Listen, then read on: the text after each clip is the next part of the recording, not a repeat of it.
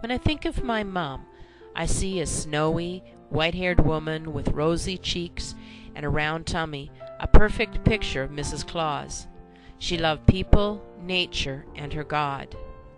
She was my friend, advisor, and support, the woman who was an example to me of what a godly wife should be. Mom absorbed the beauty of everything she saw. We built memories together. We wove together a tapestry of images that will forever be part of me. We traveled to the place of her birth, a tiny railroad stop next to the back channel of the Fraser River. Here I heard stories of her childhood, of sleigh rides and ice skating in winter. Although the house was long gone, she took me to the spot where the rhubarb still grew, and proclaimed that this was the spot where the house had been. We traveled and saw an old schoolhouse and a car like one my father had driven when he was young. We roared up Stewart Lake in my brother's boat to enjoy the tranquility of isolation.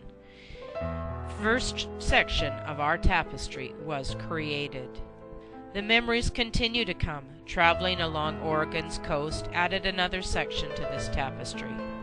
Watching Mom holding hands with her husband of 55 years as they wandered down the beach made me proud and thankful to be part of such a stable and loving family. She brought laughter and tears at the sea lion caves when a simple picture taking turned into a comedy routine. There was a great sculpture of 3 large sea lions that was to be the setting for a picture of Mom and Dad. Mom decided she was going to sit on one of the sea lions and kept trying to lower herself down onto one, but not quite making it. She would try again and again. The image of her trying so hard to find a spot and the sound of laughter emanating from both my husband and father created the middle section of our tapestry. Mountains were a special attraction and manifestation of the wonder of the world God had created, and she took great pleasure in painting them or just traveling through them. Although my mother had lived near and traveled through the Canadian Rockies, she had always wanted to see the Colorado Rockies.